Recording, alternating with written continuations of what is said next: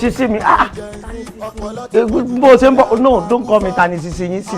We are colleagues now ní school yìí. Okay, ìwọ ni. O lè má jẹ́ baby mi tẹ́lẹ̀ bet from now baby mi ni mo kàn fẹ́ kémi pẹ̀lú ẹ̀ kájọ máa ṣe wọléwọ̀de. So mo pé ńgbà tí a wà ní assembly àwọn headmaster wọ́n. Headmaster ní secondary school. Mo sá mọ̀ pé àwọn tí wọ́n dàgbà yẹn so tí wọ́n bá dẹ̀ wọlé wọn okay àwọn senior teacher wọ́n ní pé ká fi ìfẹ́ kájọ fi bára wa lò. Not shell. No, as in. The theme of this discussion. So gbọ́n nǹkan tí mo sọ aláwọn headmaster wọ́n ní ká fi ìfẹ́ bára wa lò. So. Òun náà ni mo wá fẹ́ kémi àti ẹ̀ kájọ fi ìfẹ́ bára wa lò. So tábà ti. Summary. Mi sọ pé summary báwo àti tábà ti close wàá máa wálé ọ̀dọ̀ wa ọ̀ ká máa èmi àti bẹ́ẹ̀ tó fẹ́ lọ tọ̀ wá àti bẹ́ẹ̀ tó fẹ́ lọ sí gá wàá kàn nínú bedroom. So bẹ́ẹ̀ ṣe bẹ̀rẹ̀ láìfù yín ní ẹ̀ lálákọ̀ọ́kọ́ táyé yín fi bàjẹ́ tẹ́ fi wá sí secondary school ní close to 40. Azaf mi. Asasa ò ní because me understand ṣé ẹ gbádùn kémi àti yín máa date bá ti parí school kí n máa wá sílé yín àbí kẹ́ ṣe bẹ́ẹ̀ ni pé fẹ́ lọ tọ̀. Sọ burú bẹ́ẹ̀ ni. ẹ ní ìtọ̀ ṣúgà ni ṣé ẹ gbádùn ta ni ganan kí lè já mọ́ I don't understand irun funfun rẹ̀ lórí yín even coming to this school to do what for what purpose based on what ṣé ẹ fẹ́ wọ university ní abẹ́ fẹ́ lọ polytechnic àbí college of education àbẹ́ nìkan tán yìí tán ní pé kẹ́ wá ní country kan pé ẹ máa ṣiṣẹ́ kan bí kan because I don't get. Port of correction kó tó di pé mo wá. Point not port. Èmi ò gbogbo eléyìí tó bá kò jẹ́ kó tó di pé mo wá bí mo ń ṣe council inú ọjà so mo bá àwọn èèyàn já owó ọjà. Ọlá ẹ máa ń ṣe rẹ́ẹ̀dì. So ọlá pé mi tí wọ́n kàn ní kí n lọ furthermore. Ilé fi wá sí secondary ni mo fi wá so kí n tó wọ university.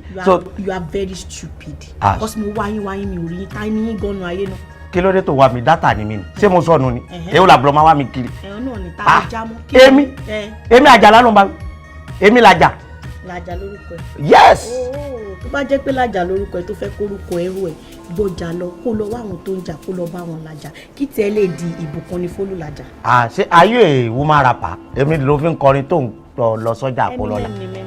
Eminem o ti wá ṣèyàn ní báyìí o ti simẹ́ntọ̀ ni kí ló ń ṣe é akànní ká máa tọ́jú ọ̀bùdẹ̀ bẹ̀rẹ̀ sí ṣe bẹ́rẹ̀bẹ́rẹ̀ èmi làjà ló ń bá sọ nonsense. Làjà you are nothing but a pencil in the hand of the creator tó bá dẹ̀ kọ̀ọ̀kan àwọn máa sọ̀rọ̀ àwọn àdìrẹ́sẹ̀ àmà erase. Ok èmi ò wá ń ṣe pencil báírò ni mí ìwọ pa báírò rẹ bóyá kò ní yàwé mẹ́ lọ́wọ́. Ok tipex ló ń wò yìí máa gbégi lé lórí ó máa white.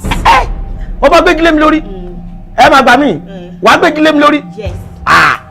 Ok sórí bó ṣe wá wáyé fún nǹkan tó ṣe sórí mo promise ẹ bó ṣe wáyé anywhere tí o bá rìn sínú ìgbésí ayé máa ní kó máa nẹ kiri. You knack textbook or is it a black big note on my ear èmi ló la máa wọrí máa ní kó máa nẹ káàkiri gbogbo ayé wọ́n máa ná tiẹ̀ bàjẹ́ kí ló ń ṣe gan sóò dání ó lọ sí tọ́da bí compressor fridge akànní ká máa manage ó dẹ̀ làwé mọ́ mi létí ká guy hello. Jẹ́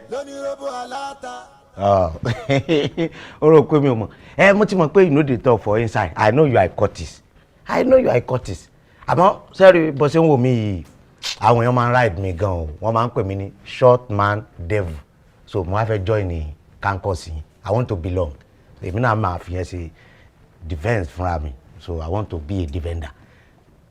Hello. Okay ẹyẹ ni ẹ tó bá jẹ ẹyẹ ṣe àdàbà ní tọ̀dọ̀ ẹni àbí ẹyẹ àṣà you are not ẹyẹ akabrakada kabra no ó ti yé mi àáké ni ẹ irú àáké wo ni tọ̀dọ̀ tí ṣé irin náà fi gbẹ ni àbó ní plywood nínú àwọn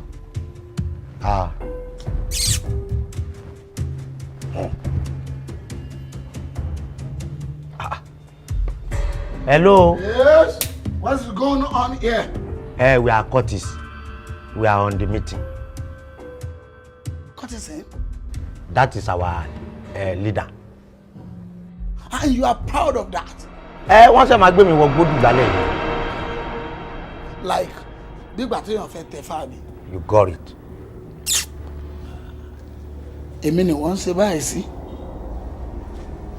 Àbúwá bá lọ́rọ̀ tiẹ̀. And you, wọ́n ti sọ̀rọ̀ ẹ fún mi. Irú student wo ni ẹ́? I want to know, just tell me. O wá sínú school yìí. Intention ẹ ní láti sọ gbogbo ọmọ school yìí the courtesan. Àbí kó máa initiate wọn. O mú ilé ìmọ́lẹ̀. Àbí o mú mọ́lẹ̀ mi báyìí lẹ́gbẹ̀ẹ́ ògiri ń bí. Ṣebí náà ló ti máa ń ṣe? Lẹ́gbẹ̀ẹ́ ògiri ló ti máa initiate. Àgbàbí keep quiet. Tó bá wà nínú class. After question and answer, you can't say anything. O blọ́rẹ̀, o lọ́ta, o ń ṣe bí ṣègìdì, are you a ṣègìdì? Má jọ ẹ́ lójú, má sọ fún mi pé I'm a bad man. Gbogbo ilé tí wọ́n lẹ́sìn, àwọn sì kọjá. Look at yourself. Ṣé bó rí ẹ̀rí? Wọ́n náà wò ó tó gbé sórí. Look at yourself. With this thing. With jagbajagba thing tó gbé sórí yẹn. O de kúrò nílé ẹ̀ ò ń bọ́ mi. Má jọ ìlú. Mo kàn láìkí ẹ bó ṣe dúdú yẹn tó máa ń bíbà tán pọ́níṣẹ̀ yẹn tí nǹkan máa ń dán ìtẹ́ náà ó wà òkè. Èmi sì lélẹ̀ mo kàn gbá tiẹ̀ so mo fẹ́ kájọ mọ́ yọ̀ mọ́ra wa mo láìkí ẹ I love you. ẹ wo bí wèrè ṣe pé I love you ọdẹ. Mi gbọ́ nǹkan tó sọ I don't understand. I love you. ẹ wo mo wèrè pé. Mi. You. Ṣàkẹ́ máa ṣe bí ọ̀rá o.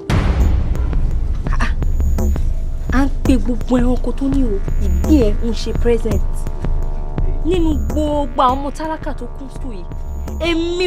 Èmi ọmọ olówó mo yọ Sọ́lá ló ní pé o fẹ́ wá fẹ́.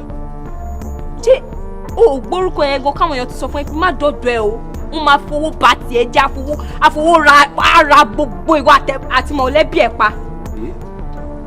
Má ti rà kó mọ̀ tí sorry wọ́n mi létí orúkọ ẹ náà. Mo sọ fún ọ kò mú kọ mi ni èmi ni Awódọ̀tun kìnàkìnà tójú aládìẹ kìnà táládìẹ bá wà ń bẹ kí aládìẹ ó ṣe iná jó ògiri òsà àfọkùkù tó dúró tìkàrà èmi ni yìí èmi ni hó èmi ni hú. òkúkú sọ di èmi yìí ọ̀dẹ̀ orí ẹ̀kọ́ tóbi ni kò sí làákàyè kan báyìí bẹ́ẹ̀ ó bóyá dẹnúlẹ̀ bí ọ̀pẹ tí náà mú ìwọ náà tó tóbi ìwọ tó mọ̀ ok kí ni náà. ṣebí náà ní ìsìn. láyé yín ti bàjẹ́ tí yín ti tán. Nǹkan tó wá dùn mí jù tó bá jẹ́ pé borúkọ yẹn ṣe long tó lówó ẹ̀ ṣe long tó kò bá má dùn mí má tiẹ̀ ṣe consider borúkọ ẹ̀ gùn ọmọ tó ní ó kúrú kéré báyìí ni. I'm losing my temper. Don't lose it. Wá.